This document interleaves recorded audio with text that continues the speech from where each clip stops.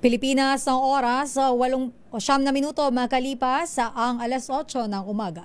Programang nakikinig, programang inaalam ang masasabi mo, programang magbibigay ng tama at totoo para tama ang alam mo. Tara, usap tayo para malaman ang Damdaming Bayan.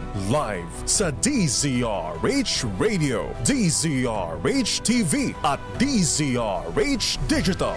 DZRH Damdaming Bayan. Kasama sina Lakay Deo Macalma at Sister L. Elaine Apit. DZRH Damdaming Bayan.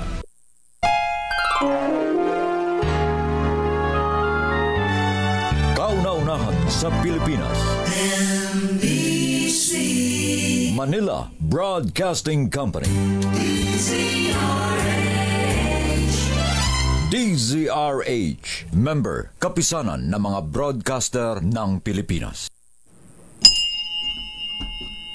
Oras Bishop Joel Porlares, alas 8:10. Damdaming Bayan. Ako na ba? Akala ko ba'y ang mainit na issue ngayon sa Senado ay yung pag-ipit po dun sa pondo ng 5 senador. Abay, iba rin talaga itong si Senate President Chis Escudero, At yung hearing ni Manang Amy Marcos na matagal na palang plinano, mga kuya, mga ating, yung pag-aresto kay dating Pangulong Digong Duterte. Abay, meron pa palang mas mainit na issue ngayon dyan sa Senado, mga bigan. Abay, yung pera, millions ba ito o billion na ito, yung bang mana po o share ng byuda, yung byuda po ng may-ari ng sikat na bangko, abay, hindi pa ibinibigay yung kanyang share, since 2016. Aba, ang tagal na yan, 2025 na, hindi makapag-withdraw, mga kuya, yung byuda nung may-ari ng bangko. Abay, naka-freeze daw, naka-freeze daw yung kanyang pera. Pero ang mga stepchildren, abay, nakakakuha, nakapag-withdraw ng pera, yan pala ang iniimbestiga ngayon ni Senator Idol Raffy Tulfo. Aba, yung byuda, yung byuda ng kilalang bangko, nagsumbong kay kanino nagsumbong? Nagsumbong kay Tulfo.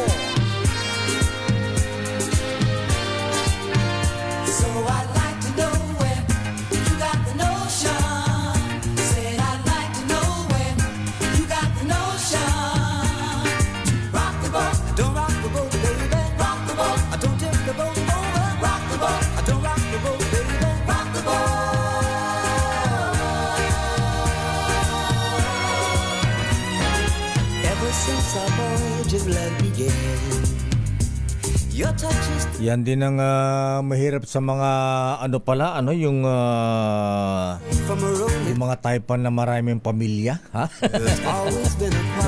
Abay, hindi lang yan. Ayan, mamaya, Ito pa isang mainit na issue dyan sa Department of Health. Abay, ang sabi ni Finance Secretary Ralph Recto, abay, yung palang nagkakalimutan na naman, kuya, dun sa PhilHealth, abay, yung 60 billion pesos pala na napunta sa Department of Health, abay, andyan naman pala sa Department of Health ngayon, pero ang sabi na, ang laki-laki na ng pondo ng DOH, bakit yung 60 billion dinala pa sa DOH? Abay, saan dinala ni Secretary? Saan dinala ng mga undersecretary yan? Damdaming Bayan. Dahil mga issue, mga kuya, mga ating, pero Biyernes ngayon, thank God it's a Friday. Ayan, ano ba mainit na issue? Ito mga mainit na issue ngayon sa Senado, Yung kay Trump ay hayaan muna natin yan, ha? Kaya nasa bagay, malaki 17% po yan, ano, ha? Pero negosyante talaga itong si Trump, ha? Ayan, kaya daw nagpapataw ng malalaking buwis, taripa sa mga produktong pumapasok sa Amerika, ha? Para daw makalikom ng maraming buwis, taripa, ha? So that America can be wealthy again. Bankrupt na ba US? Maulit ayan, magbebenta pa sa Pilipinas ng $5.5 billion na halaga ng 20 fighter jets. Pero ano nga ba nangyari dun sa byuda teka muna, hindi ito ha? Yung byuda ng isang malaking bangko, mga kuya, ha? Abay, bossing Tony Abaca, nakala ko inaayos nyo na ito, ha? Abay, na-special na balita na natin to nung araw, 2010 pa yata, 2016 nga ba? Abay, mantakin po nyo mahabigan ni yung isang syota nung may-ari ng bangko na opisyal din. Abay, nagdispalko. Ayan, kinasuhan yung girlfriend, ha? Ayun, nakakulong ngayon yung isang dati opisyal ng nasabing bangko, ha? Parang isang colorful ang buhay ng mga Taipans, ano? Buti naman tong ninong kong si Andrew Tan, okay ito, ha? Tsaka si Kuyang Lance Gokong Wei, ha? At si Bossing RSA, ha? Abay, yung isang Taipan po, mahabigan ni medyo nagulo din ng konti, ha? Pero kung itong isang malaking bangko yung first family, mga kuya, ha? Ay iniipit, ayan. Yung byuda kasi ala daw palang anak, kaya palang malungkot, ano, ha? Abay, yung mga stepchildren, yung second family ang nanaig. Pero dito sa isang Taipan, ha? Abay, yung mga second, third family, ayan. Abay, na-etsepera na. Abay, ang first family, ha? Ang nandyan ngayon. At ang pinamanahan ay yung ang nagmamanis ngayon ay yung favorite na apo. Damdamin Bayan. Sino ang mga yan? Mamaya, sandali lang yan at meron muna tayong report mula sa Malacanang. Dahil ang Pangulong Ferdinand Bongbong Marcos ngayon, abay biyaheng Quezon. Teka, akala ko ba'y biyaheng Antipolo ang Pangulong Marcos ngayon? Dahil mamaya ang rally ng Alyansa, ha? Alyansa ng Bagong Pilipino, ha? Pero ang Pangulong Marcos biyaheng Quezon ngayon para sa aktibidad kaugnay ng Filipino Food Month. Aba, nandiyan pala kina Governor Angelina Helen Tan Suarez. Ayan. Alamin nga natin report mula kay RS number 14. Let Narciso, please come in. Miss Let. Lakay, pangungunahan ni Pangulong Ferdinand Marcos Jr. ngayong umaga ang pagsisimula ng pagdiriwang ng Filipino Food Month sa Lucena, Quezon. Batay sa Presidential Proclamation number 469 na pinirmahan noong 2018, idineklara ang buwan ng Abril kada taon bilang buwan ng kalutong Pilipino. Ang pagdiriwang ngayong taon ay may temang sarap ng pagkaing Pilipino, yaman ng ating kasaysayan, kultura at pagkatao. Ibibida sa aktibidad ang culinary traditions ng bansa na pamana pa ng nagdaang henerasyon. Samantala, mamayang hapon, pupunta naman si Pangulong Marcos sa Antipolo, Rizal para muling makibahagi sa trabaho at serbisyong pangkalusugan para sa mga gagraduate na sa 4Ps. Sasamahan din ng Pangulo ang mga kandidato sa pagkasenador ng administrasyon na manuyo ng mga botante sa nasabing probinsya. Lakay? Ayan. So, maghapon ba ang presidente ron? Di ba may rally mamaya sa Antipolo ang mga kandidato ng administrasyon? Oo, Lakay. Quezon muna ngayong umaga at mamayang hapon sa Antipolo, Rizal. Ayan. Sa Antipolo City mamaya, imbitado na ba ang Manang Aimee? Malalaman natin mamaya, Lakay, kung kasama siya sa kampanya. Baka hindi naman kasama kasi bumanat na naman ang Manang Aimee kahapon dun sa hearing sa Senado, ha? Oo nga, Lakay. Kaya yun yung abangan kung babanggitin pa ba siya ni Presidente doon sa rally mamaya. Ayan, abay maraming sinasabi ang manang Aimee, ha? Ang sabi matagal na palang pinagplanuhan daw ang pag-aresto kay dating Pangulong Digong Duterte, Dong. The order is dead or alive. Hindi po, Dong, matagal ka na raw pinagplanuhan, Mr. President, sir, na huliin. Ayan. So ano reaksyon ng Malacanang doon, Miss Let? Tahimik yata ang Malacanang. Oo, sa ngayon wala pala kay dahil kahapon yung hearing at wala pa yung mga statement na yan ni Manang Aimee kahapon. So abangan natin kung mamaya magkakaroon ng pagkakataon na magkaroon ng ambush interview sa Presidente, malamang ay masasagot yan. Sige, abangan natin yan. Okay, maraming salamat, Miss Let, mula sa Malacanang. Good morning, balik sa Ilacay. Maraming salamat, Aris 14 number 14, Let Narciso. Daming bayan. Malutawagan mga si Idol, si Senator Raffy Tulfo, ha? Abay, matindi rin yung nangyari, ha? Dito sa isang bangko, ha? Abay, si Idol pala ang chairman ng anong tawag nito, ha? Committee on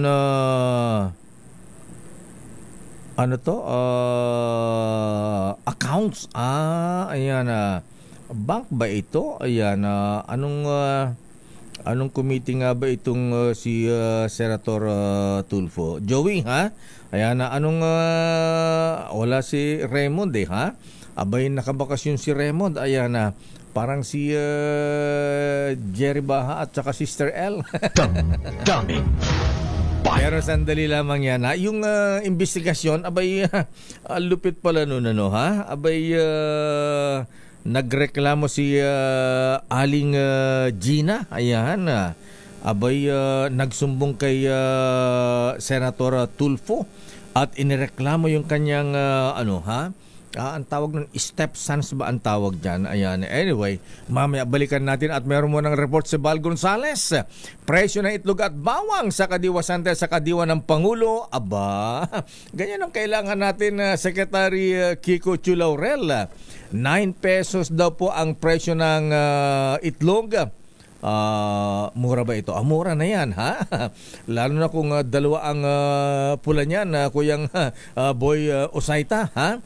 At 140 pesos naman sa bawang. Aris number 5, Val Gonzales, please come in. Val. Mayor Deo, medyo may kataasan kung titingnan. Ganun ba? Itong presyo ng itlog tsaka yung presyo ng bawang na binanggit mo. Ba't magkano ba itlog? 3.25 ba yan? Dapat na?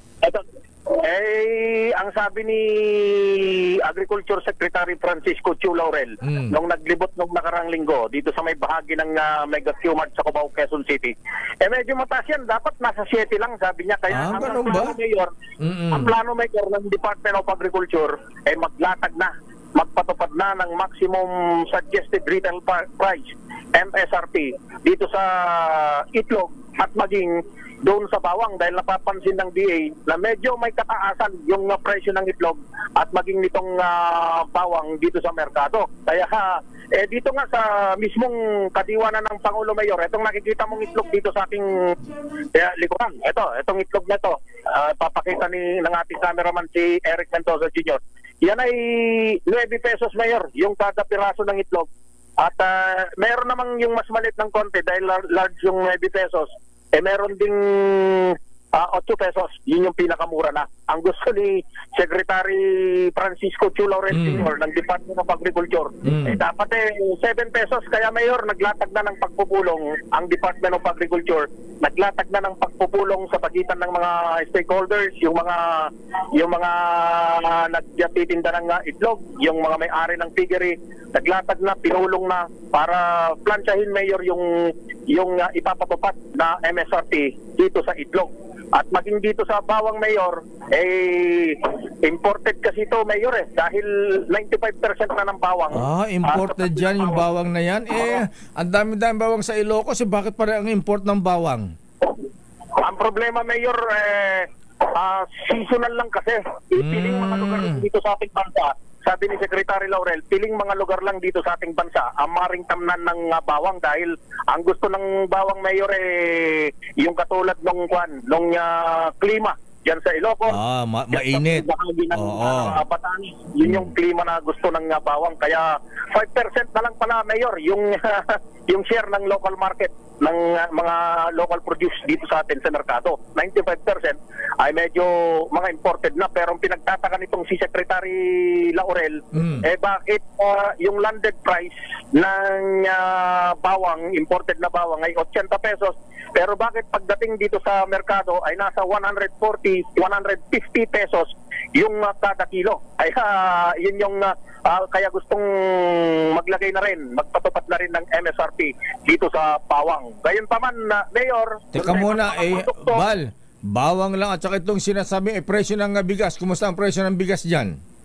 Aba, tuloy-tuloy, Mayor. Kung makikita, kung may papakita ng ating cameraman si Eric Mendoza Jr.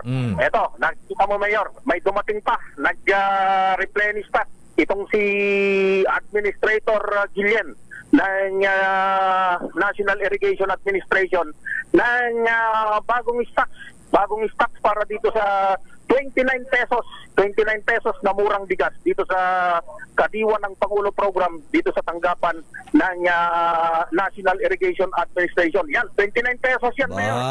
29 pesos yan. Galing talaga ni Manong Mayor Administrador Eddie Gillian, ha? Oo, kaya nga, Mayor, ito na yung gustong sundin din. Ito na yung gustong sundin din ng iba pang mga ahensya ng gobyerno. Kahapon, Mayor, maisama ko na rin. Meron ng Memorandum of Understanding ang Department of Agriculture sa pagitan ni Secretary Laurel at mga matataas na opisyal ng Philippine Postal Corporation, yung PhilPos. Dahil maglalagay na rin, Mayor, ng kadiwa ng Pangulo sa lahat ng mahigit 1,100 mga offices ng Philippine Postal Corporation sa iba't ibang lugar sa ating bansa. Dagdag yan doon sa napakarami ng mga ilalatag na mga kadiwa ng Pangulo na magbebenta ng mga murang produktong agrikultura para sa ating mga kababayan, Mayor. Yun yung sitwasyon. Kaya ngayon, eto, makikita ninyo dun sa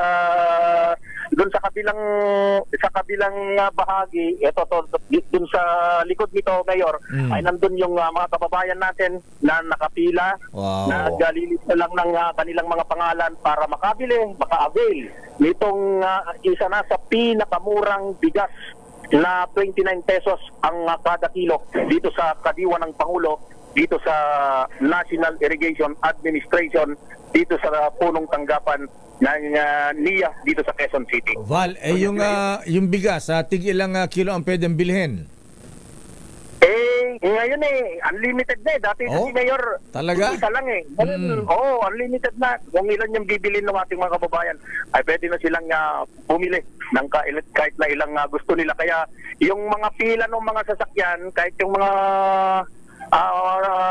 dumadaan lang dito, Mayor, na alam nilang every Friday ay merong kadiwa ng Pangulo rito, ay nakapila doon at pumapasok dito, magre-register lang dito sa isang inilagay na lugar dito para makabili ng murang bigas dito sa tanggapan ng NIA. Bukod dyan, Mayor, yung iba pang mga produkto, gaya ng kamatis, doon sa ibang mga palengke, nasa 60 pesos to 80 pesos dahil tumaas na naman yung presyo ng kamatis. Pero pag ikaw bumili dito sa kadiwa ng Pangulo, dito sa tanggapan ng NIA, ay 30 pesos lamang. 30 pesos yung kada kilo. Yan yung mga tirinda rito. Bukod dyan, Mayor, meron din yung ibang mga negosyante pa rito na nagtitinda naman ng mga lokal na mga produkto na pang-export ang dating pero murang-mura yung presyo. May mga negosyante rito na kasama dito sa iba't ibang mga farmers cooperative na nagbebenta ng iba't ibang mga produkto kagaya ng mga suka na galing ng Quezon, galing ng Batangas, at iba pang mga produkto ay binebenta rin dito sa tanggapan ng NIA para sa kadiwa ng Pangulo. Mula rito sa tanggapan ng NIA sa Quezon City, ako si Val Gonzales, DZRH, una sa Pilipinas, una sa Pilipino. Damdamin Bayan. Maraming salamat, Val Gonzales. Abay, antabayanan natin yung pagbubukas ng paglulons ulit ng FTI, Food Terminal Incorporated dyan sa may Taguig. Dahil itong bata ni Secretary Kiko Chu Laurel, Yusek Jerome Oliveros, itong si J. Lo, ayan, J. Lo, hindi J. Lopez, ayan, abay Jenny Lopez, abay lahat daw po yung mga farmers, ayan, hindi na masaya ang mga produkto kasi pagka may oversupply ng kamatis, pagka hindi mabenta, nagmura, itinatapon na lang. Abay ang FTI Food Terminal dyan sa Taguig ay bubuksan uli. Ayan, parang bagsakan ba ng mga produkto ng mga farmers, katulad ng pagbagsak ng produkto sa Divisoria. At pagka yan ay naisaayos sa Secretary Chu Laurel, abay siguro ang magina ng tahanan, mga misis, makakabili po tayo ng mga murang mga pagkain bilihin. Damdamin Bayan. Standby Giselle Ricafort. Babalikan natin ang mga reports na yan. At siyempre sa ating Bakit Ikaw DZRH job interview. Oras sa Chief Justice Alex Jesmundo. Nako, si Jay nasa Supreme Court pa yata itong kaso nung yung yung away ng pamilya ng isang malaking bangko, Hindi pa ba nare-resolve ito? Lupit ang tagal na yung first family, yung byuda, sabi niya, ako legal wife, meron kaming joint account na aking mister, bakit ako hindi makapag-withdraw ng pera? Samantala yung aking mga stepchildren, abay inuubos na yata yung pera namin. Damdamin Bayan. Hindi naman po, di maubos yan. Ayan, bahala si Idol Rafi Tulfo dyan. Oras CJ Jesmundo, 8:31. Ang oras na yan ay hatid sa inyo ng sa Sister L. It's 8:37. Good morning, Lakay. Good morning, Sister L. Sa lahat ng mga nanonood at nakikinig sa atin. Thank God it's Friday na. Yes. Yay! Namiss kita kahapon. Ikaw nawala ka. Iniwan mo ako Pero may kasama ka naman. Para kang si Jerry Baha. Ayan. Panayang busy. Isang beses pala ako ma-absent ulit. Busy ng paghahanda. Ayan. Sabi na ninang yung malu. Ba't ang laki-laki naman ang bulaklak mo, Ay, di ba lakay? Bagong dilig. Bagong dilig ba yung bulaklak mo? Di naman sobrang namumukadkad siya. Kaya fresh na fresh, Ayan. Pero gusto ko yung outfit natin today. Kahit hindi tayo nag-usap. We're matchy-matchy. Ayan. Palit ng bisita natin Ayan. Ay, oo nga. May touch of blue din siya. Blue din at saka pink. Fuchsia. Fuchsia pink.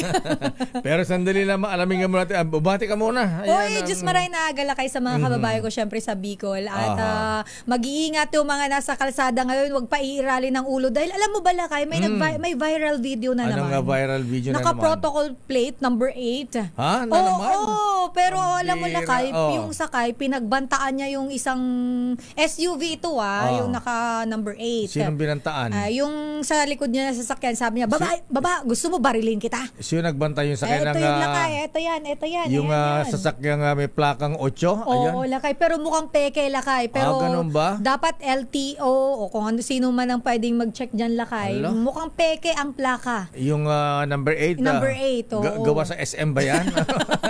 O gaya sa Banawe? Yan, Lakay, pinost nung page na Visor na talaga naman kung saan pinupost yung iba. Hindi naman lahat road rage ang pinupost dyan. Pero yung iba, Lakay, yung mga pasaway na driver. Ayan. Sino nagalit? Yung sakay nung Land Cruiser na may plakang 8? Sabi ba naman, Lakay, baba! Gusto mo barilin kita?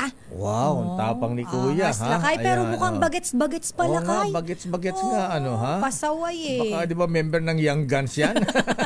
Mukhang peke, Lakay talaga yung plaka. Ganun ba? Kaya dapat yung mga... Saan ba nangyari yan? Naalam ko nga, Lakay, yung location, yung Visor na Facebook page, courtesy dyan yung video. Dahil sinend lang sa kanila, Lakay, PM. Dahil mainit ang ulo ngayon. Bay, makalma lang kayo. Kaya nga makalma lang. Sabi ko, Friday, chill lang tayo. Ayan. Baka may bandang huli, pagsisihan nyo yan. Yes. So, 30 seconds na init ng ulo, kulong ang abot mo. Habang buhay yung pagdurusa niya sa City Jail. Yes. O kaya Muntinlupa. Damdamin Pero ito muna ha, ay, may announcement ang spokesman ng mga oil companies. Ang sabi ng Department of Energy. Ano daw lakay? Ayan na. Naalala mo na yung pangalan ng secretary nila? Ayan ka na naman eh. May secretary ba ang Department of Energy? Mayroon. Si Secretary Rafael Lutilla. Lutilla bang pangalan mo? Ikaw naman. Nakakalimot ka. Sabi narinig lang ang Department of Energy pagka may oil price increase. Sila pa nag-a-announce lang yan. Nakakayak nga lakay. Ang mahal na ulit ng ano. Ang mga opisyal ba ng DOE, kasosyo na ng Caltex, Shell, Petron, Total, mga oil gas stations. Ano pa ba? Marami na kasi lakay Anyway, may dagdag bawas presyo sa dagdag petroleum bawas products. Na naman. Ano ba yan? Alin ang may bawas, alin ang may dagdag.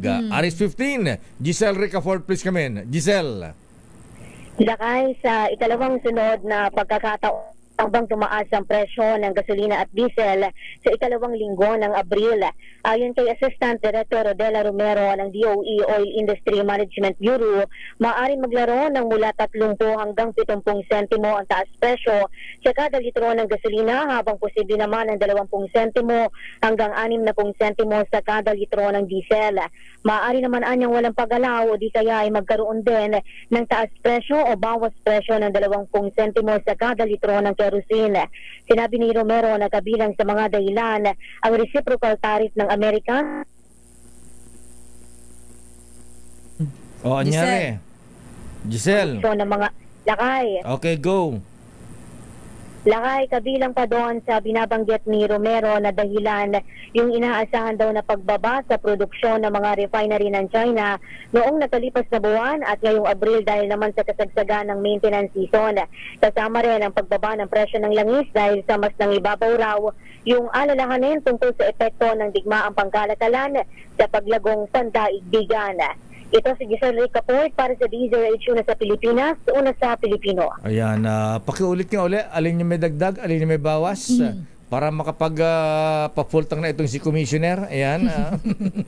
Lakay, posible daw na tumaas ng 30 sentimo hanggang 70 sentimo ang kada litro ng gasolina. Taas gasolina, lakay, 37 centavos. Lakay sa diesel, 20 centavos hanggang 60 centavos.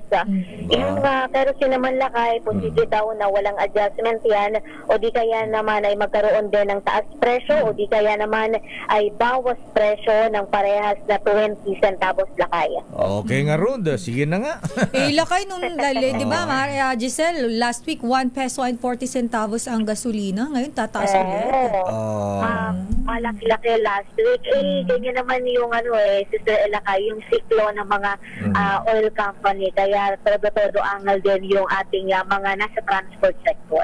Ayan, kasalanan to ni Donald Trump May pataw ng mga tariff sa lahat na yata ng produkto ng maraming bansa, pati kaalyado, pati kalaban. Tinasa ng taripa. Anyway. Kasama dyan yung EU lakay, yung China at yung European Union. Kaya lalo mga si Canada. Ayan. Ayun. Anyway, sige, ano bang ina-export natin sa sa Amerika? Ayan. Marami tayo na-export sa Amerika. TNT. Ayan. Grabe naman yung TNT. Ay, mga kabayan natin mga TNT, pati mga pati green card holder, abay na pag-iinitan, pinapadeport na. Ayan, kakalungkot naman. Okay, maraming salamat, Giselle. Salamat, Lakay. Balik sa inyo, Sister El. Ayan, maraming salamat, Giselle Ricafort. Kuyang Justice Energito, good morning. Oras, Sister El. It's 8:44. Sandali lamang sa ating Bakit Ikaw? Kilalanin ang mga nagnanais maging lingkod bayan sa Bakit Ikaw? The DZRH Job Interview for 2025 Midterm Elections. Daming Bayan. Oras, Sister L. It's 8:50. Ayan, naku ha, ingat ka dito sa kausap natin. Bakit? May smart eyeglass. Pagka pinailaw yan, kita yung kaloob-looban mo. See-through yan. Grabe naman yung akala ko makaka-capture lang. Hindi, makita yung ayan pagka pinailaw niya yung salamin niya, ha? Talaga? Oo, para kang walang damit. Ayan. X-ray pala yun. X-ray. Yung mga ribs mo nakita. Kung lungs or without lungs. Ayan. Pero sandali lamang. Friday ngayon mga kuya, mga ate. Chill-chill lang po tayo, ha? Yes. Thank God it's a Friday. At huwag na tayong paligoy-ligoy. Dami nagtatanong sino ba yung na yan, ha? Ayan, yung misis ng may-ari ng bangko na hindi daw ma-withdraw ang kanyang pera, joint account. Bakit naman, Lakay? Masalimuot, ayan. Joint account. So, dapat may, may... hindi lang kasi... authorized ni partner. Hindi lang kasi, patay na yung partner, yung may-ari ng bangko. Wala na. Paano yung nangyari, Lakay? Yung maraming yan ang mahirap din commissioner. Pagka marami, maraming minamahal. Kilalanin ang mga nagnanais maging lingkod bayan sa Bakit Ikaw? The DZRH Job Interview for 2025 Midterm Elections. Pero sabi kasi, Idol, Senator Rafi, Ayan, sabi ni Mrs. Gina, akong original, bakit ako na pera? Ayan, Anyway, tanong natin sa ating bisita, yan baka makaka-relate ito. Sabi niya, bakit? Hindi, bilang isang abogado. Hindi, tsaka gwapo kasi ito habulin nito Anyway, sige, ipakilala mo ating aplikante, Sister L. Ito, Lakay. Sa ating Bakit Ikaw The Job Interview. Yes, kilala naman ito, Lakay. Kaya iiksian ko na lang. Siya ay dating COMELEC Commissioner, Lakay. Oo, at siya rin ay abogado. At lagi natin nung nai-interview ng mga pagka-eleksyon, syempre. Mga eleksyon, mga tips sa eleksyon, mga clarification sa mga issues, ayan. Kung paano kayo boboto, ano yung tamang pagboto, ano yung mga batas, alam niya. Parang Chairman Boy George Erwin Garcia lang ito pagka mag-explain maliwanag, maayos. Okay. At siya Lakay nagtapos, nabagit ko nga dahil siya ay abogado, nagtapos siya ng Bachelor's Degree in Political Science and Law sa University of San Carlos sa Cebu, Lakay. Cebuano man dong. Cebuano dong. Ano nga yung magandang umaga sa Cebu? Maayong buntag. Maayong buntag, ayan. Maayong buntag, Diyos maray na aga. Pero Cebuanong Ilongguman to. Bakit iba? Parang yung Cebuanong ampun to, Ilongguman to. Ayan, ang pera, hindi lang ginapiko, ginapala pa. Ginabuldos pa. Lakay naman, napapakilala ako. Kung ano-ano Sorry. Ang kasama natin, Lakay, ang first nominee. Para ma-relax siya kasi ninenervyos daw Sabi ko, parang hindi naman ninenervyos to. Ang tagal-tagal mo ng opisyal ng gobyerno, ninenervyos pa. Siya Lakay ay first nominee ng partido sa Bagong Pilipino o PBP. Of course, makakasama po natin si Attorney Gregorio Goyo Larazabal. Attorney, good morning. Good morning, magandang umaga. May buntag sa inyo tanan diha. Maayong buntag dong. Salamat kayo sa pag-imbitar nako. Pero bakit man dong Bisaya man ikaw, ba't parang Ilonggo man punto mo dong? Bisaya mo, Bisaya. Bisaya ko. Bistak. Bistak. Ayan. Ayan. Mga kaibigan, Commissioner Gregorio Larazabal ng partido sa Bagong Pilipino. Ayan. Pero bago nga natin tanungin tungkol sa kanyang pagtakbo bilang kandidato sa ilalim ng partido sa Bagong Pilipino, Sa Bagong Pilipino party list. lakay. Ayan, Party list. oo. PBP. Party list. Ayan. Kasi ang tagal nito sa COMELEC, Sister Ella. Yes. Alamin nga natin to kasi may mga nangangamba. Ewan ko lang kung marami ang nangangamba o si Congressman Ege Ericila ang nangangamba sa paggamit ng Miro. Ayan. Kapalit ng Smartmatic sa darating na sa automated election.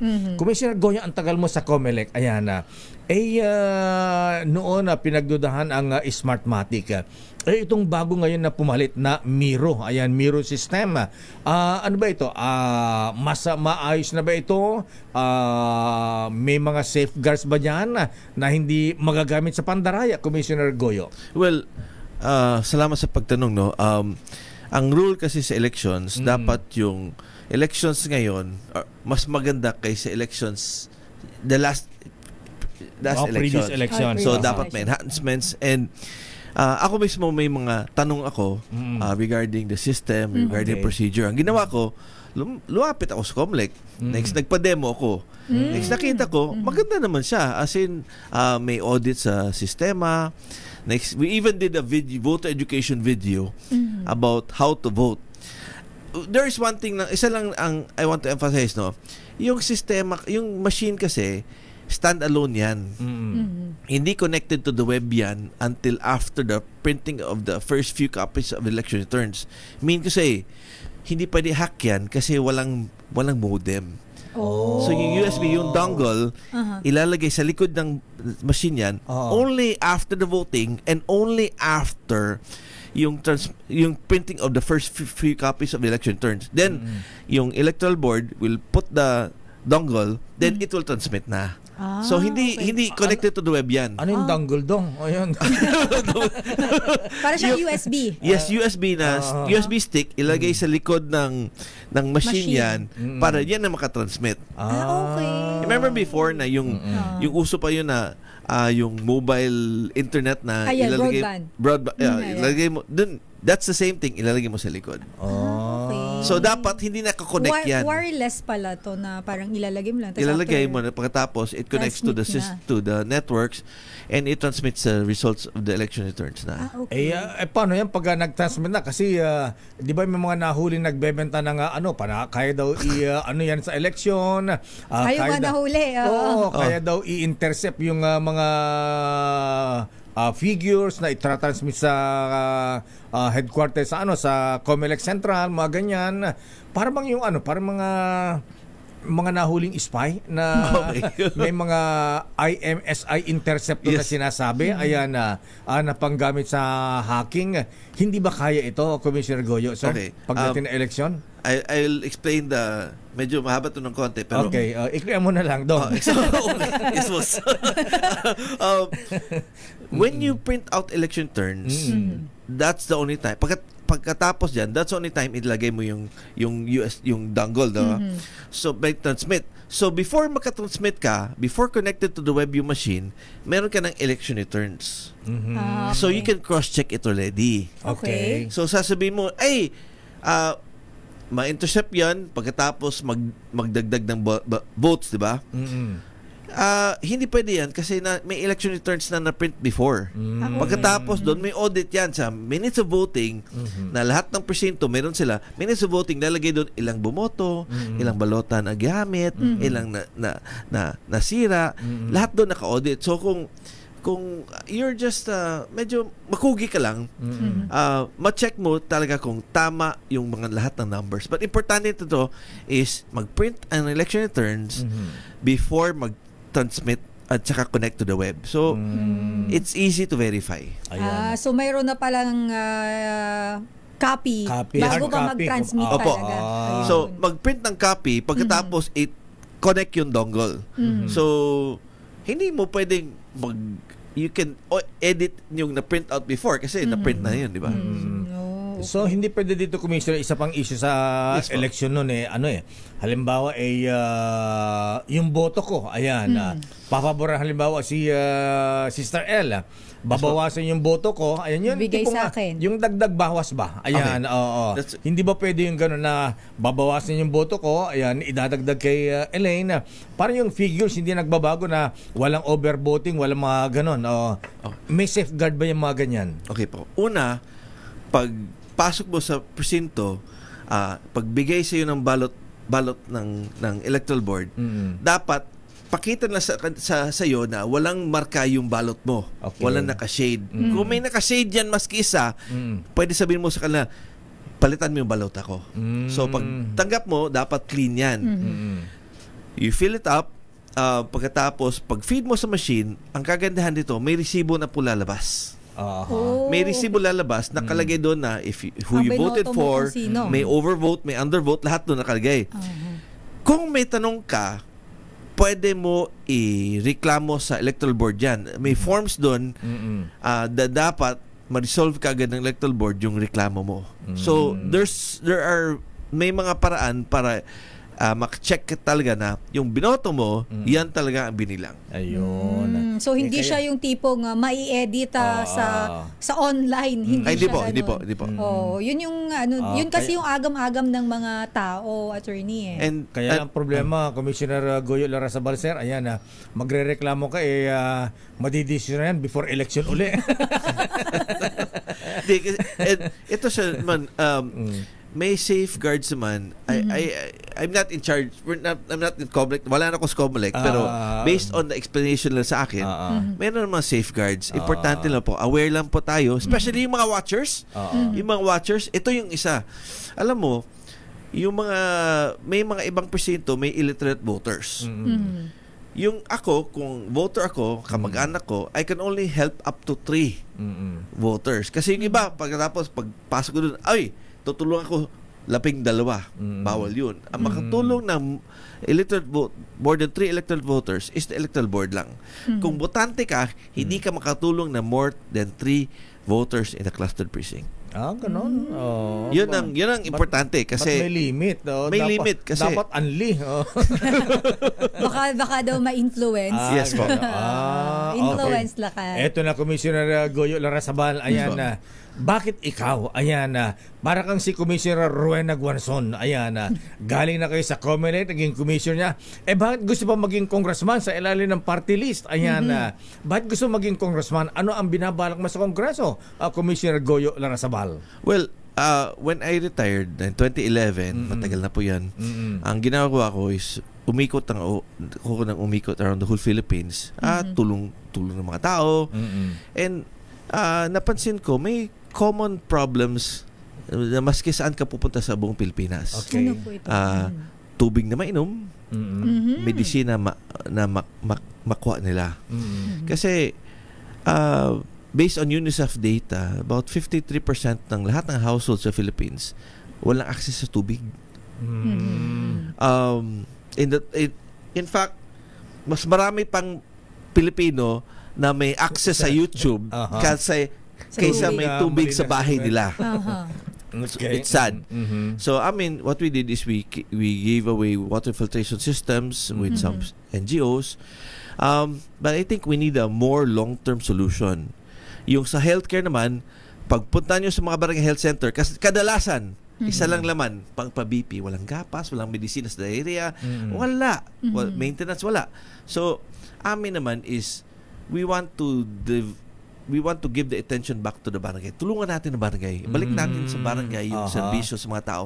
Wala tayong plano ng mga laking infrastructure projects. Amin is simple lang. Ibalik namin yung serbisyo sa tao sa barangay. Kasi yun talaga importante na may tubig na mainom. Just imagine, if we can lower that percentage points by 3%, so that's about 4-5 million Filipinos, or say 3 million Filipinos, na in the next 3 years, 3 million Filipinos na may mainom na tubig sa bahay nila. Sabi nila, why don't you talk about agriculture? Why don't you talk about urban farming? Sabi ko, sandali. Ano bang pinaka-importanting elemento ng urban farming at sa agriculture? Tubig. So, ibalik natin sa tubig, ibalik natin sa kababayan natin na bigyan sila ng tubig. But we're not talking about na lahat ibibigay, no? Ang amin is we're talking about empowering barangays. We're talking about empowering LGUs to help them do their job, to assist them. Kasi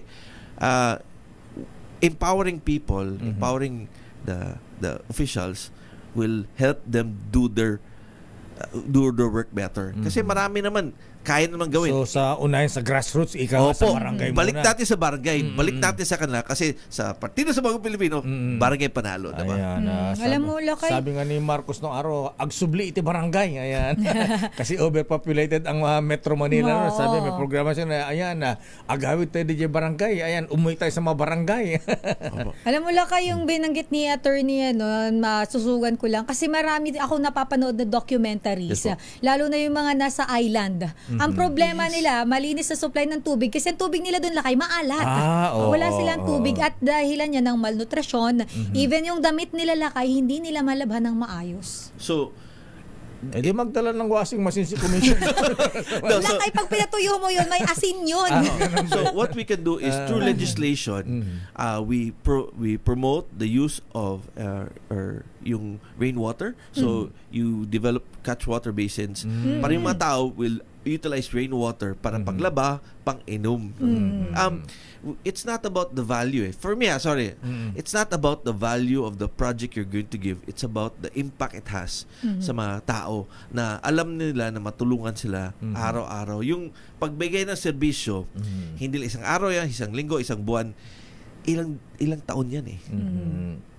Ayan. Commissioner Goyo, natatandaan ko nung bata ako doon sa amin meron kami isang lugar doon ako lahat ng mga tao doon sa barangay namin, barangay Pagdilaw, doon umiigib ng tubig yung dibomba, yung ang tawag doon? Poso. Oo. In fact, isusulong mo ba ito? Dapat kasi maraming mga lugar na pa rin Actually, yun ang isa sa mga pinaka-convenient, pinamaayos na pagkukuhanan ng tubig din sa mga barangay. Yung poso. So, ganyan po. That reminds me, yung sa time ni President Magsaysay, nagbigay siya ng 70,000 na poso. So, problema at that time, tubig. Hanggang ngayon, tubig pa rin yung problema. So, may issue dyan is how do you develop water resources? Kasi may yung mga luwa, di ba? Pagkatapos may water districts. And there's a bill now sa Department of Water Resources. We support that. Importante po nito is not only yung pagbigay ng poso, but importante po yung tubig na lalabas sa poso, mainom ng tao. Yes. So, malinis. We gave before water filtration system para mga tao makainom ng tubig. Kasi ito yung isang beses, let me explain na, yung we were in Carmen Davao del Norte. Nagbigay kayo ng water filtration system. Pagdating doon, kumuha ka ng tubig ng ulan. Yelo. Sabi ko, kulang pa yan. So, kumuha ko ng putik sa labas, nilagay ko sa pail, I wash my hands, next ininom ko tubig. Buhay pa naman ako ngayon. So, yun, that, ang mga tao, sobrang happy sila. So, what we want to emphasize is that we have to utilize our water resources po. And we have to protect our water resources. So, yung mga big-time polluters sa watersheds natin, we should penalize them. Kasi we need to protect our water resources po. So, isang bill ninyo, Congressman, Commissioner Goyo, pagka nanalo kayo, ay kailangan lahat ng barangay may water system na malinis. Malinis na source na maiinom. So, it's a multi-pronged approach na develop the water sources, penalize or strengthen yung penalties to yung mga nagnanakaw ng tubig or yung mga nagpollute ng tubig natin. We should go after them. Pagkatapos, it has to be institutional po yung approach natin. Okay, barangay pinag-uusapan natin, Commissioner Goyo. Siyempre, may tubig na. Ayan, may tubig nga. Ala namang kalsada, ala namang kuryente. Ayan. Wala bang ganung project o wala bang ganung plano ang Commissioner Goyo Larrazabal pagka naging congressman na? Maganda pong tanong yan kasi we actually have 4 pillars po. Okay. 4 pillars is ang what we look at it, parang bahay na pagtayo mo ng bahay, di ba? May poste. Ayan, apat na poste. Solid foundation. So, una namin is look at the water resources, healthcare. Third is power and solar lights. And fourth is roads and access. Yung sa lights po, medyo kung mag-discuss tayo sa power supply sa Pilipinas, tagal po yan. Sobrang complicated po yan. So, ang ginagawa namin is, yung ibang areas, before, we donated mga solar lights. Solar lights. Yes po. Next, yung iba, yung sa roads and access, pansinin, sorry, Bisaya ko. Sa yung Tagalog ko, tabing eh. So, Englishin mo na, Dong. We understand, attorney. It's okay po. So, mangyayari doon is, you have 4-lane, 6-lane highways. Pansin niyo, pagpasok nyo sa purok, pagpasok sa sitio, you go rear right, rear left, wala na mga daan. May ilala ko, isang barangay talaga, hindi ko makalimutan to sa Leyte. Alam mo, magkano ang yung pang diarrhea dito, mga 6 pesos, di ba? 6 pesos. Sa kanila, ang diatabs doon is 506 pesos. Alam mo bakit? Grabe naman yan. Alam mo bakit? Probinsya yan. Dapat nga, mas mura pa dyan. Mas mura. Pero, walang makapasok na multicab doon sa barangay nila. So, ang makapasok na habal-habal. So, ang plete sa habal-habal, one way is 250. Grabe. Diyos ko naman, grabe naman yan. So, 250, 500. So, ang masakit man, sabihin, pero ang biro sa kanila, 506 yung diatabs nila. Ang kaya pala. That's why. So, hindi naman kailangan isimento yan. We just make sure na may access. Kasi yung access yan will provide economic activity. And more, as equally important, yung tourism potential. Yes. Pumunta ako sa Hinatuan, yung Enchanted River. Ang ganda ng mga lugar doon. Pero sabi Kalsada, pangit. Kulang ng tulong po. So, amin naman is the LGUs are doing a lot of work. Tulungan natin sila. Tulungan natin ng mga kababayan natin, maski saan sa Pilipinas, para mas maganda yung buhay po nila. So, dapat gawa din kayo ng bill, Congressman Commissioner Goyo, na ipagbawal ang road to resort sa farm to market road. Road to my farm. Ayan, road to my farm. Yung maganda kasi yung farm to market road, madaling access yun lakay. Hindi lang syempre sa mga ordinaryong tao, para dun sa mga magsasaka din na mag-export ng or magbebenta ng kanilang mga paninda or products. Related to this, alam mo problema sa mga agriculture ngayon is yung mga tao, mga farmers, pag-harvest sila, hindi nila mababa yung goods nila, produkto nila. So, ang mga makapera, hindi sila, yung middleman. Kasi sila yung daan, sa kanila, sobrang hassle, bababa ka pa kami, at kailan pa kami ng truck. Yung businessman ang magkapera. Yung mga farmers natin ang malulugi. So, ayusin natin yan. Pero sabi ko sa inyo, hindi lahat ng problema masolusyon natin in the next 3 years. Hindi pwede. It's impossible. But we need to start doing something concrete. We need to start taking the first few steps to make the lives of the Filipinos even better. Ayan. Sa kuryente, Commissioner Goyo Larrazabal, ayan, problema sa maliblib na lugar, walang kuryente. Ayan, yung iba patay sindi. Paano masusustain na sa amin patay sindi, attorney? Solar energy. Okay, so an example I want to give is Siargao in Surigao del Norte. Ang power na it's given to them is about 50-something megawatts, but ang requirement nila is 70 plus megawatts. So, I think 72, might be wrong, but may agwat talaga. So, paano ka makadevelop ng tourism sa island kung kulang kuryente? Tama. Maganda po yung renewable, mag-solar tayo. Yung iba nga, I want to look at windmills, but hindi sa land, sa dagat po. I think they're doing that in Catanduanes. You can do that in Siargao and Dinagat. Sa Ilocos, ayan, proven na yun. Exactly. Ayan, sobrang ganda sa Ilocos Norte po. Sobrang ganda po yan. Pero, I think we have to look at it na there has to be both traditional and renewable sources of energy para may mag-ayos ng base load. Next, yung mga supplemental will be coming in from renewable. Kasi hindi pwedeng i-switch natin yan na hindi na tayo mag-traditional sources of power, renewable na tayo. We have to be ready for that po. We have to have long-term planning for this. Kasi kailangan, hindi pwedeng reactive po tayo. Hindi pwedeng magka-problema, doon pa tayo magplano. anticipate natin in the next 30 years anong power requirement natin, then we plan for it. Ayan. Okay, Commissioner Goyo, ayan na. Meron tayong man on the street kasama si Val Gonzales. Kasama yata si Ginang Marivic ano? Parang wala naman nakalagay sa prompter.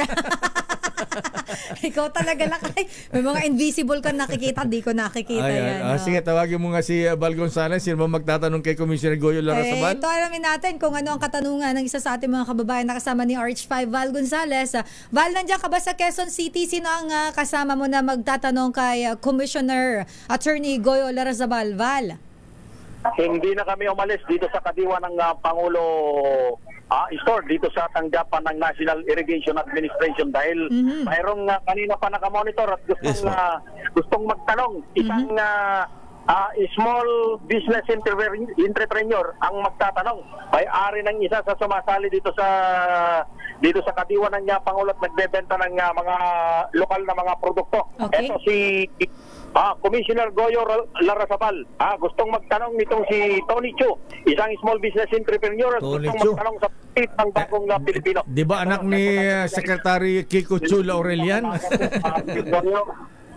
Sir, nais ko lang po itanong kasi mga kagaya ko po na small business, syempre hindi naman po established din yung kitaan namin.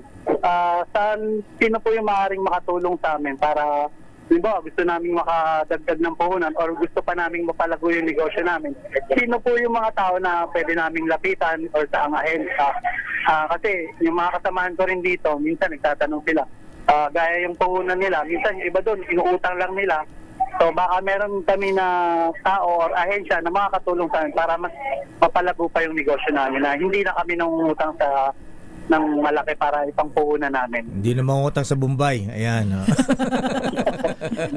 Nako, puhunan pala ang problema nila, Commissioner Goyo Larrazabal. Ikaw, barangay ang tinututukan mo. Ayan. Anong may mumukay mo dyan, Commissioner Goyo Larrazabal? Okay, meron mga agencies now sa government that provide loans, assistance, di ba? So sa DTI and other agencies, other departments. Importante po natin, in this case, we have two things gagawin natin. Create a wider voter information campaign para people will know how to access itong mga loans that's available by the government. And second, if may kulang pa rin, you legislate na to provide to compel or to make more loans available by providing incentives to the government agencies para at least they will look for people who they can help po. I want to say something yung isang banker nagsabi sa akin, yung nagbabayad ng loans, mas taas yung percentage yung nagkumukuha ng small loans kaysa big loans. Ganon? Oo, kasi yung maliit na nag-utang, yung si Tony, nangutang, he wants to keep his good credit standing kasi he wants to continue his business. Yung iba kasi, yung kumalaki ka, utang ka ng billion, pwede default yan or restructure. But normally, yung mga maliit na nangutang po, sila po yung kugi na nagbayad on time and they comply with their loans po. So, heads up to them. So, anong dapat gawin din, Commissioner Goyo? Ayan, tama, yung mga maliit na negosyante. Parang kotse lang. Ayan, example, ha? Yes, naglong ka ng kotse, pagka hindi ka nakabayad, hatak ka agad yan. Hatak ka. No, but this one is more than providing loans for the small businessmen. You need to provide them protection. Na, for example, may business ako, nagnegosyo ko. How am I protected na hindi ako harass na ibang tao? Hindi masisira. Or for example, kung manakaw yung mga gamit ko, may insurance ba ako? Ayan. Para sigurado na may, kasi alam mo, may puhunan akong 5,000. Kung manakaw yan, for some, maliit lang yung 5,000, but for others, sobrang laki yun. So you need to provide and protect access, not only access to the loans, but protection para kung maano yung mga goods nila, services nila, protected sila po. Ayan. Pero i-clarify ko lang yung tanong nung kasama ni Bal, si Kuya. Ayan, SMEs ito, Komisar Goyo Larrazabal. Ang tanong niya saan ahensya mangungutang? Sino magbibigay ng tulong? I believe may access na yung DTI po doon eh. May access na doon. May some banks, some government banks actually have loans they can provide to small businesses po sa SME. Ayan. Okay, Val. Ayan si Kuya. Nawala na si Val. Makang mahina yung Zoom nila laki. Actually, may video sila kaso medyo mahina Sa Bombay yata nangungutang si Kuya Si Kuya Tony. Si Kuya Tony. Ayan. Sir Goyo, may tanong lang po ako since tumatakbo kayo na kandidato sa party list. Ano po yung naiisip nyo na batas na pwedeng maipasa para mas makatulong sa mga maliliit na negosyante para ng mga kagaya namin na po nag-iisip ng lalapit sa Bombay or bigla ang pinagkagastusan yung una na gastos. Baka meron po kayong batas na naiisip para po maipasa sa inyong termino na mas makakatulong sa mga small business sa kagaya po namin. Well, sa akin naman is provide offhand kasi that's not one of the 4 pillars namin, but yung helping sa SME po, yung mga small businessmen, we can make a law po, we can pass a bill that will make it more accessible, make loans more accessible to the small businessmen. So yung mga requirements, kasagaran po, kung mag-loan ka, pupunta ka sa 5-6 kasi walang mga requirements, walang mga business requirements. Kung pupunta ka sa bangko, ang daming mga papeles na kailangan mo. We lessen po yung paper requirements para mas madali po makautang sa mga bangko at saka government agencies. Kasi kung madali po makautang sa government agencies, hindi ka na pupunta sa mga 5-6 po. Tama. Ayan. Okay, Val. Okay, Kuya Tony. Ayan, kung gusto mag-loan ng malaki-laki sa sa land bank, ayan.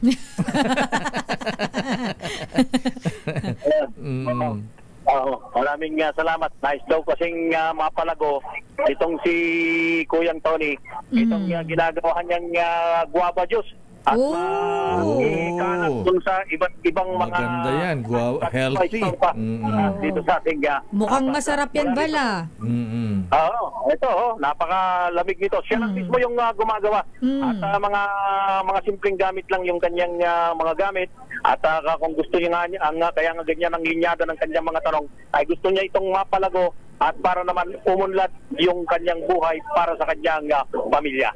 Mula rito sa Quezon City, Val Gonzales, back to you, Mayor at Sister El. Okay nga, Rod. Maraming salamat, Val Gonzales at Kuya Tony Chu. Bakit ikaw? The DZRH Job Interview for 2025 Midterm Elections. Ayan na, Commissioner Goyo. Ayan na, tayo po ay napahinggan, hindi lamang sa Sibudong, hindi man sa Leyte. Ayan, nationwide po tayo. Well, galing ako sa Benguet. Ganun ba? Ay, dinig tayo doon. Ayan, mula Batanes hanggang Tawi-Tawi, narinig po tayo. Ayan, ano po ang inyong apila? Ayan, ano po ang inyong panawagan sa ating mga kababayan?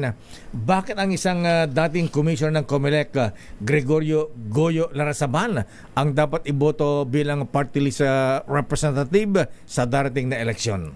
Unang-una po is yung party list na sa likod ng balota. Ang bobotohan po niyo isa lang. So, sa likod ng balota, number 91 po kami. Marami po tayong gustong gawin sa Pilipinas. Nandito po kami para ma-empower yung mga tao. Nandito po kami as partners. Ginagawa po namin to hindi para sa akin, hindi para sa aming makasama sa partido. Ginagawa po namin ito para sa inyo. This is you po. This is yours. Partido sa Bagong Pilipino, kasi tayo yung Bagong Pilipino. Tayo magbabago sa Pilipinas. Not for ourselves, but for our loved ones, for our children. And hopefully, in the next 3 years, we'll have better healthcare sa mga barangay. Madagdagan yung mga bahay na may access sa tubig. May mga barangay na walang kuryente. Lalagyan po namin ng solar lights. Importante po is we work together to make things better po. Kasi if we don't start now, when will we start? If this is not for us, again, this is for you po. Sa mga anak nyo, mga apo, kasi gusto mo mas magaganda ang buhay nila kaysa sa iyo. Ayan. English dong. Okay. Sorry, I'm converting English. But it's okay. Alam mo, Lakay, ako yung parang gusto ko ng attorney English na lang. Okay lang naman yun. Naiintindihan namin. Parang si Duterte man dong. Okay lang. Kasi this is basically a party list we did to help the people who do not feel seen, who for the longest time felt bypassed. This is theirs. In fact, bumaba kami galing sa Baguio kahapon. We stopped and we talked to some vendors sa side. Si Ate Lani, Nanay Lani, matandaan siya. Sabi niya, alam mo, ikaw lang humito sa amin dito. Ikaw lang. Siguro nakajingle ka doon. Kaya pala huminto. So that just goes that was a stark reminder na it's nice to be seen. And that's what we're trying to do. We're trying to make sure people understand that we're doing this for them and for their family. Ayan. Okay, former Commissioner Goyo Larrazabal ng COMELEC. Meron akong you don't mind. Meron akong surprise for you. Gift for you. Kadeo. Anting-anting ba to o hindi po. That's sand and corals from Scarborough Shoal. Remember last year pumunta ako doon sa Scarborough Shoal. Tumugtong po ako sa Scarborough Shoal. I stayed there with mga 20 na fishermen. Next, kuha ko ng that's from Scarborough Shoal po. Parang ako nung napunta ng Great Wall of China, kumuha ako ng bricks na maliit. Hindi ka nahuli? Hindi ka nahuli? Maliit lang naman. Maliit lang naman. Yung mga, ayan, taray naman. Ikaw naman, Scarborough Shoal, buhangin ang kinuha mo. Bawal to sa sa Boracay. Bawal sa, maliit lang yun. Maliit lang naman. Sobrang liit lang naman. Akala ko naman, anting-anting. Actually, doon daw yan sa sa mangingisda. Nanghingi lang. Ayan na. So, that was, when you went there, nag-jet ski ka ba nung punta doon?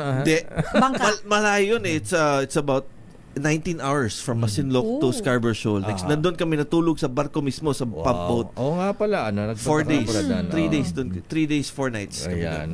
Okay, Commissioner Goyo Larrazabal. Pero bakit napakawalan? Baka nang pakawalan. Ba't ka gumagamit ng smart glasses? Ayan na, anong purpose mo yan, ha? Ayan na, ano ni Zuckerberg, ha? So, like for example, I like to take pictures. Mas madali na lang. May Bluetooth connectivity for music, so I can listen to music. Ayan, pagka nanalo ka bang congressman, mamimigay ka ng ganyan sa mga constituents sa barangay? Wala akong pera niyan po. Sorry, wala akong pera niyan. Pero, one of the things we want to do, if you don't mind me saying, isang plano namin sa healthcare is we digitize the whole healthcare system sa barangay level. Ayan. That will drastically improve the prevention of diseases and maintenance and monitoring of diseases around the Philippines. Ayan, okay. Maraming salamat, Commissioner Goyo Larrazabal, kandidato first nominee ng Partido sa Bagong Pilipino Party List at number 1 sa balota. 91 Ayan. Lakay. 91 ba? Pero nag-iisa sa puso. Bata kulay pink tsaka blue ka, ha? Ayan.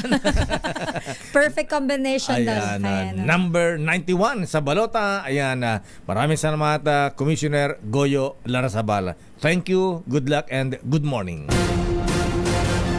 Kilalanin ang mga nagnanais maging lingkod bayan sa Bakit Ikaw?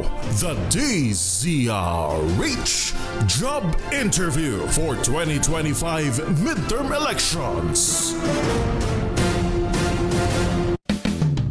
Tagal yan. Ngayon nag-impose na ng mga tariff si Donald Trump. Ayan. Lakay 2.1 to 1.8%. So, medyo malaki ang difference lakay. Mayor siya ng Star City, Deo Makalma ang inyong lingkod. Laging handang maglingkod sa bayan, kahit walang porbaril si Deo. At kahit walang ira inyo pong pagputusan, Mayor Deo Makalma ng porsyon. Mayor Deo Lakay ang kanyang Mayor Deo Makalmaning porsyon. Kung kayo ay may tinatagong sikreto, sa kanyang bugwit ay mag-ingat tayo. Ang bugwit ay sobrang chismoso, ang bibig niya ay walang preno. Kahit saang lugar siya ay gumagaan, para mayroong i-chismis kay Deo. Deo, Deo Makalma, inyong lingkod.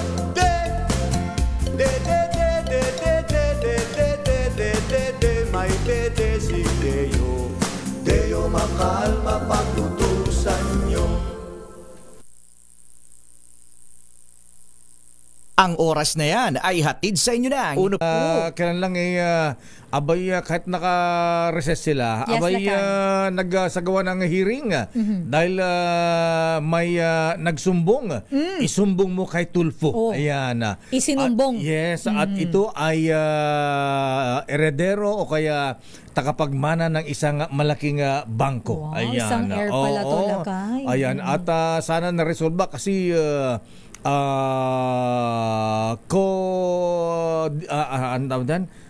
joint account. Pero Joint hindi siya, account. Okay. kaya lang hindi siya makapag-withdraw ng kanyang pera. Senator Rafi, sir, magandang umaga po sa inyo, Idol. Good morning, Sen. Yes, sir.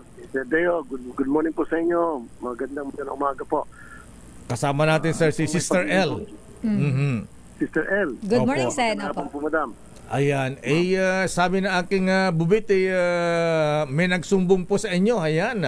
At inirereklamo yung kanilang joint account nung kanyang mister na may-ari ng bangko, hindi po mailabas. Samantala yung mga kanya stepchildren ay nakapag-withdraw ng kanilang pera. Ayan.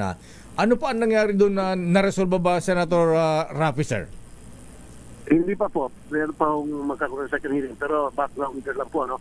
Alamat nga sa atin, tama po kayo, yung misis ng deceased, namatay siya during COVID. Ang nakapagtaka, while siya ay nakaratay sa COVID ward, silang dalawa, meron nakakapag-withdraw ng pera sa bangko. Samantalang tapos ang pinakamasaklap niya, nung namatay na yung may-ari ng account, nagpadala pa nga ng bulaklak, yung Metro Bank, meaning they recognized na he passed away. Despite that, tuloy-tuloy pa rin yung withdrawal at transfer ng pera.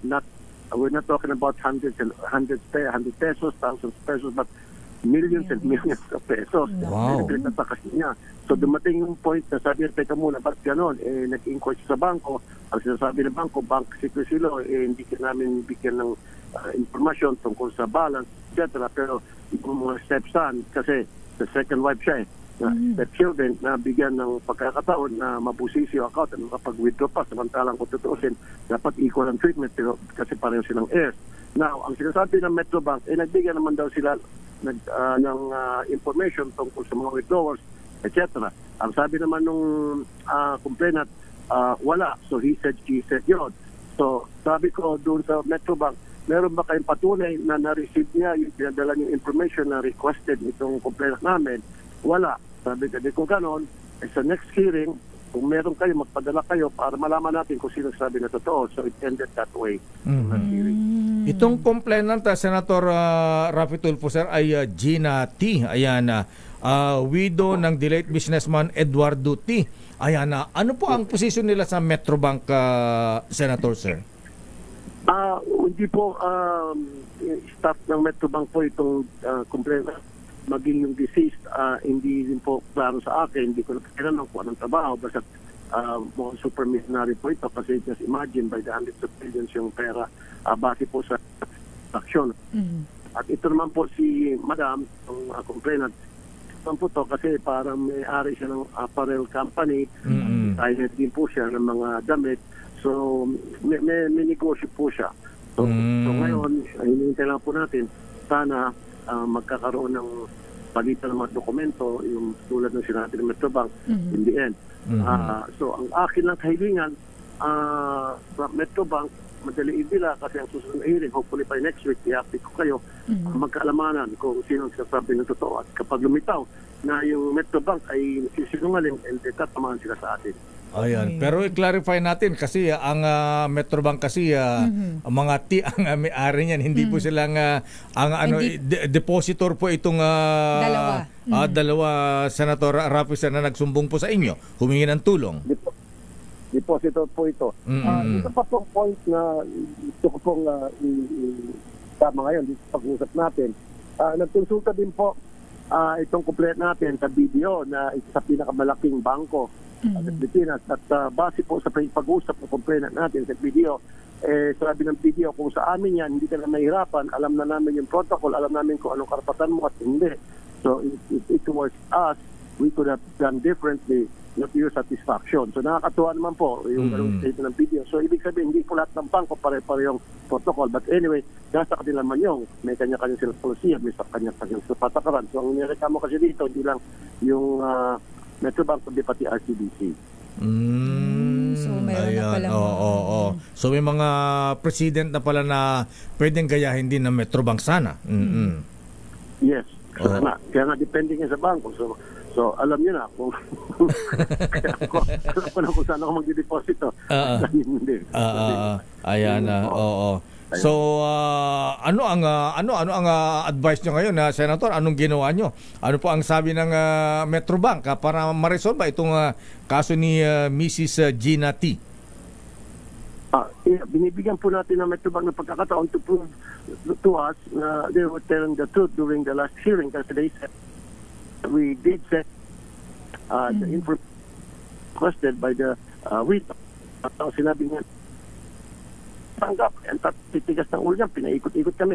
On the other end, meron din po, just to be fair, they said na nagpadala yung lawyer ng widow, kasama po yung pumirma yung lawyer ng widow, kasama din po yung kabilang panig, yung mga children, inabit naman ng widow, pero hindi na bumalik yung request information. Kasi di ba, pag nagpadala ka, ni-request mo, inadmit ng widow, yes, at that time, I was there, I did sign the document, pero nasaan na yung balik na dokumento na hiniling ko? Kaya ngayon, connect ko sa Metrobank, meron bang received copy? Wala raw. Sabi ko, meron bang cancelled check? Man lang, wala raw. So maraming wala. Kaya sa susunod na hearing, yun po doon magkakalamanan. Hopefully, ma-resolve natin yan once and for all. Ayan. Ipapatawag niyo ba si Mr. D ng Metrobank, Senator, sir? O yung mga kung pupunta po siya, that would really help a lot. Pero kung hindi, pwede naman, hindi naman siya kailangan. Importante din siguro yung mga key officials dun sa bangko na makasagot dun sa mga katanungan natin tungkol sa kaso. Pero kung pumunta siya, much better. He's very welcome to come to my hearing. Ayan. Kailan po ang next hearing, Senator Raffy, sir? Hopefully, dito lang po kasi ako sa Cebu. Nagtatrabaho tayo ulit. Bilang committee chair po ng inyong public services, mag-inspect po ako sa mga piers, sa mga bus, lalo na mag-Holy Week. Itong mga tao sa Cebu kung saan sila pupunta. Ang next hearing po naman natin sa yung tungkol sa bangko naman, sa finance naman po yun, sa mga next week or in a couple of weeks. Ayan. Tayo ulit mag-hearing. Sa inyong pag-ikot dyan sa Cebu, kumusta po ang mga perto natin, mga airports natin, Senator Raffy, sir? Ayan, ready ba? Ayan, safe ba ang ating mga kababayan magbibiyahe ngayong Holy Week? Tama po kayo dyan. Even while we speak, on the way na po ako, papunta pa lang po ako, siguro in a few minutes, dating na po ako sa pier and then sa mga bus. Pero maganda po dito sa Cebu, medyo matraffic na ng konti, pero controllable naman. Kaya ang babait na mga tao rito. Talagang naminis ko to. Every time na pupunta ako sa Cebu, nakakatuwa kasi warm welcome ang binibigay sa atin at sa mga kasamahan ko. Kaya sa mga taga Cebu, kung nagapamilaw ka ron, nagpasalamat at mayong buntag. Deciding kayo up, Ilocano kayo na kayo, no? Wala po. Yes, sir. Ilocano. DJ Banger. Kailan ka pupunta ng Ilocos? Napintas ito ay Cebu. Napintas. Cebuanong Ilocano. Okay. Hindi matanong, yung Padre Pis Ilocano, yung Padre Pis Bisaya. Ayan. Sige, Dong. Naging Dong bigla. Maraming salamat, Senator Raffy. Thank you, Sen. Ingat po kayo. Good morning. God bless. Thank you. Damdamin Bayan. Ayun, nag-ikot pala sa Visayas dahil siyempre Holy Week na lakay. Oo. Kasama si Secretary Vince Dizon dyan. Ayan, Kasi lakay dapat lang talaga no na ini-inspect din, tinitingnan, inaalam, lalo na lakay, dinadagsan ng mga pasahero tuwing Holy Week. Ayan. Ay nako, ang dami na namang uuwi. Buti na lang hindi ako uuwi. Daming Sandali lamang het at batilan natin happy birthday si Kuyang Danny Lopez, dating officer ng Bureau of Immigration. O si dancing doctor. Ayan, si Dr. Eric Tayag. Si Dr. Eric, happy birthday. Happy birthday Dr. Eric Tayag at si Andeng Flores, Kuyang Willie Baltasar at Willie Relador. At si Lord, birthday pala ni Lord. Lord Carl Damian. Ayan, 15th birthday. Akala ko si Lord de Vere. Ayan, sandali lamang sa mga reports. Standby mga ng Milky Rigunan, standby Edniel Parosa, standby Sofia Gans. Oras, Sister L. It's 9:47. Ng mga mata ni Sherwin. Ayan. Papaikutin na, papatirikin pa. Ayan. Sa ating ikot lakas sa tama promo. Aba, nandiyan sa may balik-balik, Sampaloc. Aba, teritoryo ni Batang Sampaloc. Ayan. Si Boy Gonzales. Sino ba? Tundo si Boy. Tundo nga pala si Boy. Congressman Sam Bersosa. Ayan. Batang Sampaloc. Ayan. Kala ko Batang Spam. Magpapaikot ba ng spam dyan? Ayan. At saka 5 kilo ng bigas. At saka yung may pinamibigay siyang yung pedicab ba yun? Ayan. Yung ano tawag doon? Yung may mga tusok-tusok. Nakalimutan ko yung term. Ano tawag? E-cart? Ayan. E-cart? E-cart? Food cart. Food cart. Pares tayong syunga. Nagsama. Ninong Sherwin, lobat Ayan. Ninong Sherwin, sinong paikuti mga mata dyan sa may Sampaloc, Manila? Sherwin. Iikot ang mata mo kapag nanalo ka sa aming instant papremyo, cash, groceries at DZRH merchandises. Abangan ang DZRH roving team sa transport terminal sa kayan sa inyong mga lugar dahil mag-iikot na ang DZRH. Ikot lakas tama, may premyo ka. Magpaikot ng aming ruleta at lakas tama ang makukuha mo mga papremyo. Ninong Sherwin, ilan ang paikuti mo ang mga mata ngayon sa Sampaloc?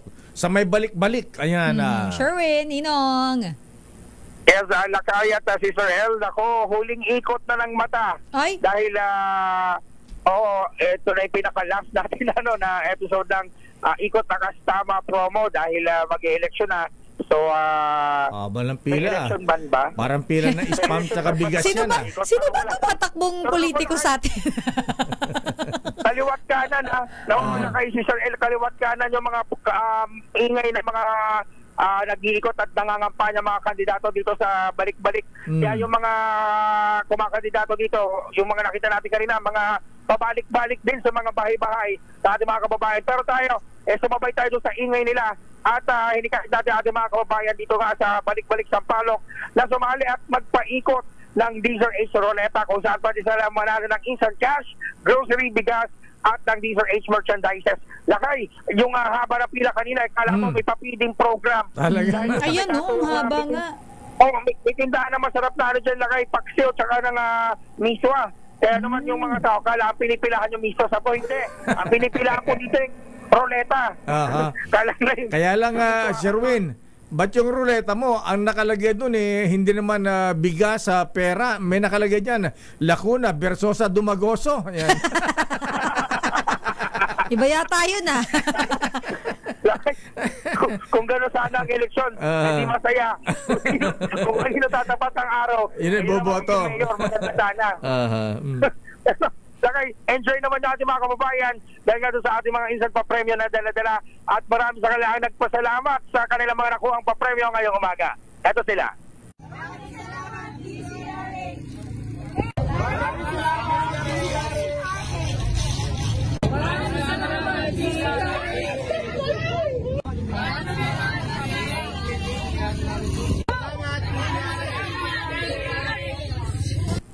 Ayan na, ang dami. Kaya pa naubos ka agad yung aking vitamin E. Ang dami na naroon ng vitamin E dyan. Lakay, may isang ambargadahan ng mga nanay. Nakakuha sila lahat Vitamin E. Vitamin E. Sabi ko mamaya daw gabi, may session sila. Sila itetebol ni Mister. Kaya naman sa mga, ay naku, maraming salamat lang kayo sa lahat ng mga tumubaybay, tumutok at nagpaikot ng roleta ng DZRH para sa instant cash, grocery, bigas at mga papremyo mula sa kauna-unahang radyo sa Pilipinas. At syempre, lakay, in-encourage din natin sila na mag-like at mag-follow sa Facebook page ng DZRH. Hanapin lamang sa Facebook, DZRH News. At syempre, lakay, promote din natin programa mo. Damdaming Bayan #1 sa lahat ng mga kababayan natin dito sa Sampaloc, ang pinakikinggan Damdaming Bayan. Yan naman sa mga nais wala na susunod. Wala na. Pero abangan natin na Ninong Sherwin, for sure naman, mayroon ka pang niluluto dyan na bagong papremyo mo. Oo, nako, sa Mayo, antabayanan nyo po. Bago yan Kapag hindi nanalo yung mga kandidato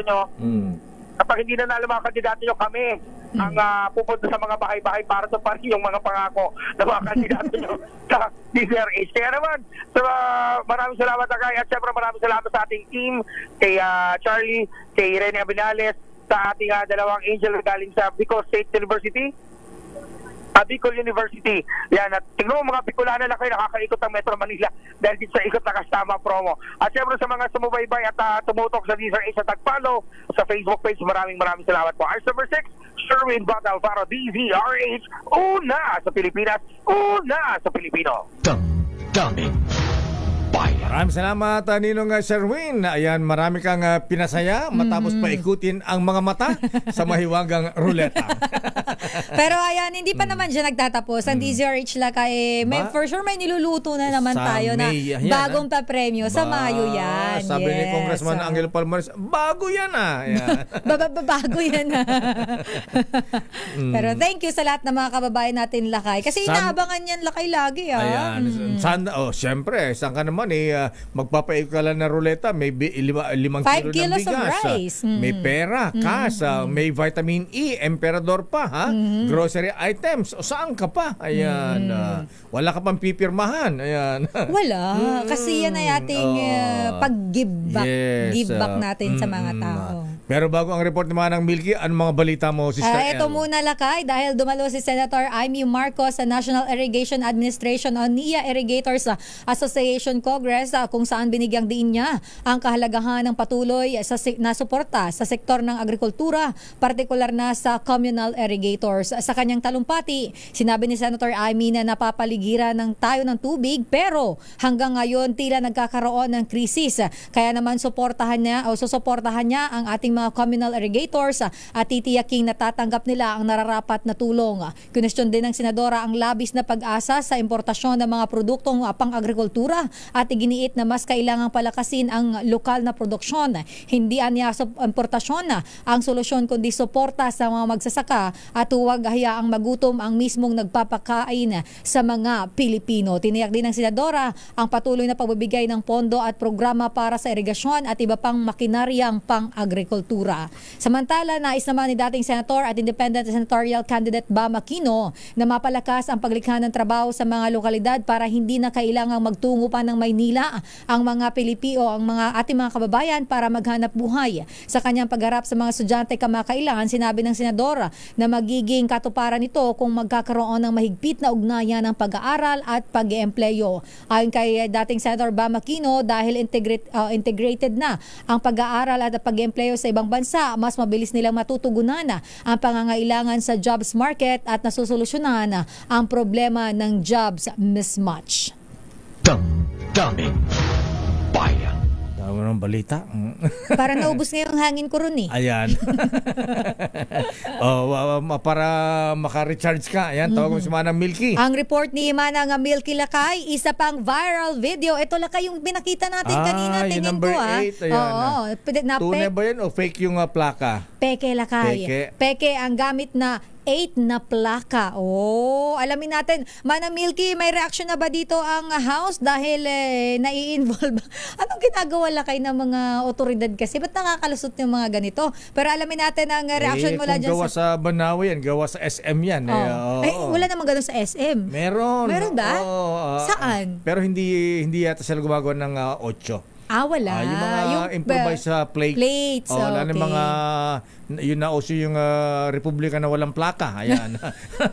Doon sila nagpapagawa ng mga improvised. Yung hirap na hirap tayo sa pagbibigay ng plaka. Yes, alamin natin kung ano ang reaksyon ng House dito sa viral video na to, RH12. Milky Rigunan, Mana Milky. Lakay, Sister L, agad niyang pinaimbestigahan ng Kamara ang viral video na ang plakang gamit ng motorista ay 8. Ito ay panibagong insidente muli ng road rage kung saan ang driver na sangkot ay gamit ang 8 protocol plate na noon ay pinapagamit lamang sa mga miyembro ng Kamara. Ayon kay House Secretary General Reginald Velasco, base sa pagsusuri nila sa video, peke ang protocol plate ng gray Mitsubishi. Sabi ni Velasco, hindi ito nagtataglay ng security features na mga original 8 protocol plates. Paliwanag ni Velasco, wala nang inisyu na 8 plaka ang 19 Congress at ang mga gumagamit ito hanggang ngayon ay pasuna at karamihan ay mga pineke. Sa viral video, bumaba ang driver ng gray Mitsubishi at hinahamon ang driver ng pulang sasakyan. Bumaba, pinagmumura, kasunod ang bantang, gusto mo bang bariling kita? Dagdag ni Velasco, mabilis nang matukoy ngayon ng mga law enforcement agencies ang mga peking 8 na plaka at marami na anya ang nakumpiska. At dahil nga dumarami na ang insidente ng mga road rage, binuhay muli sa Kamara na maipasa ang anti-road rage bill kasabay ang panawagang i-certify as urgent bill ito ni Pangulong Bongbong Marcos. Pwede umano itong maihabol na maisabatas ng Pangulo bago naman ang sinedya adjournment ng 19 Congress sa June 14. Layunin ng bill na magkaroon ng kamalayan ang publiko sa tamang asal at disiplina sa kalsada, pagsunod sa mga batas trapiko at karapatan ng biktima laban sa sinuman na naghahari-harian sa kalsada. Ako si Milky Rigunan, nagulat para sa DZRH, una sa Pilipinas, una sa Pilipino. Damdaming Bayan. Yan, dami kasing gumagawa ng ganyan. Palasak yung number 8 at number 7. Number 1 na lang. Patay kayo dyan. Yala mo Lakay, yung iba kasi hindi ko alam bakit pinapaira lang, init ng ulo. Ang init-init na nga ng panahon. Tama. Ang init pa ng ulo. Tsaka ang dami ng nagiging kaso ng ganyan na di kayo madala-dala. Hindi pa sila na, kumbaga lesson learned dapat yun sa kanila. Pero parang idol na yata nila Lakay. Gusto din yan nilang masampulan. Gusto sumikat. Ayan. Makalma lang. Ayan. Init ulo ngayon, iyak bukas. Pagka kayo natukoy na ng mga otoridad. Makalma lang. Parang si Edniel. Makalma lang. Parang si Edniel. Dahil ang Philippine National Police, wala raw nakikitang banta sa summer vacation. Pero ang Maritime Group, tututukan naman Lakay yung mga paliguan, mga beaches at kung ano-ano pang mga dinadayong lugar Lakay tuwing summer vacation. Alamin natin ang detalye mula kay RH52, Edniel Parosa. Edniel. Happy weekend, Lakay at Sister L. Wala natatanggap na banta ang Philippine National Police sa panahon ng bakasyon ngayong tag-init. Nasusundan ng maraming holidays at event dahil na lamang ng Semana Santa hanggang sa panahon ng halalan. Yan ang sinabi ni PNP Public Information Chief Police Colonel Randolph Tuanyo kasabay ng pagpapagana sa security plan ng kapulisan ngayong magsisimula ng bumiyahe ang publiko. Pero sa punong balitaan sa Kapokrame, binigyan din ni Tuanyo na partikular na tutok ng PNP ay yung summer vacation ang mga insidente ng pagkalunod. Noong nakarang taon kasi umabot sa 10 ang namatay sa drowning incidents sa kasagsagan lamang ng tag-init kung saan pinakamarami ang biktima sa Ilocos at Calabarzon. Bunsod nito, inatasan ng PNP Maritime Group na makipag-ugnayan sa mga lokal na pamahalaan kilalang swimming areas para matiyak ang kaligtasan ng mga namamasyal. Sa kabuuan, higit 40,000 pulis ay nakakalat at nakahandang responde sa gitna ng heightened alert ay tinaas noong Marso 24 at tatagal hanggang sa Hunyo. Ito sa Edniel Parosa, nag-ulat para sa DZRH. Una sa Pilipinas, una sa Pilipino. Maraming salamat, Edniel Parosa. At ngayon, dumako tayo sa ating Your Business is My Business. Your business is our business. Ang World Bank magpapautang daw ng $800 million sa Pilipinas sa RHO. Si Miss Sofia Gans para sa balitang yan. Sofia. Inaprobahan ng World Bank ang $800 million loan upang suportahan ang Pilipinas sa reforma sa clean energy, electricity market at water management sectors. Sa isang pahayag, sinabi ng World Bank na ang utang na katumbas ng 45.6 billion pesos ay tatawaging First Energy Transition and Climate Resilience Development Policy Loan. Naglalayo nitong palawakin ang paggamit ng teknolohiya para sa malinis na enerhiya, palakasin ang seguridad, flexibility at competition ng electricity markets, at pagbutihin ang water management. Ayon kay Zafar Mustafoglu, World Bank Division Director para sa Pilipinas, Malaysia at Brunei, ang pag-focus ng Pilipinas sa renewable energy sources ay makatutulong sa transport at economic sectors ng bansa. Sinabi rin ng World Bank na makatutulong ito sa pag-improve ng pamamahala sa sektor ng tubig sa pamamagitan ng pagpapakilala ng mga bagong patakaran at mas mahusay na koordinasyon sa pagitan ng national at local governments. Samantala, nagsara ang palitan ng piso kontra dolyar kahapon sa halagang 57.095 pesos kada US dollar. At iyan ang ating balita sa mundo ng negosyo. Your business is our business. Ito si Sofia Gans para sa DZRH, una sa Pilipinas, una sa Pilipino. Maraming salamat, Miss Sofia Gans. Aba, ang ating business correspondent, your ninong Michael is my guy, Sister L. Oh, hi, Sir MG. Aba, mukhang magandang pangitain. Lumalakas ang ating piso, ha? Oh, ilan lakay? Abay, ang trading sa opening ngayon ay 56. Aba, 56 pesos and 95 centavos. Ay, tumaas lakay. Tumatag ang piso. Yes, ayan. oo. Pero kasi kahapon lakay ay 56.80.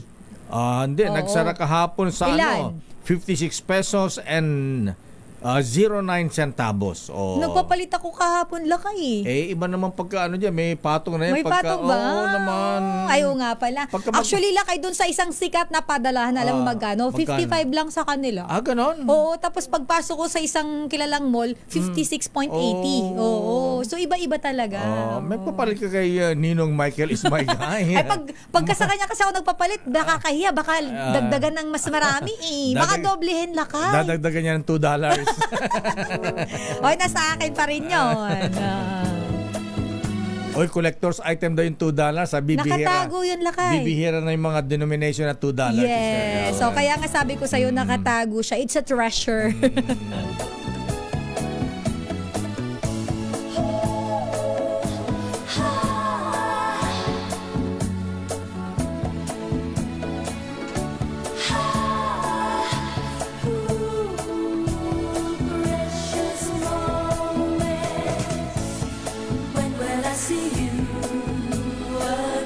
Monday na po tayo. Lunes na, Lunes.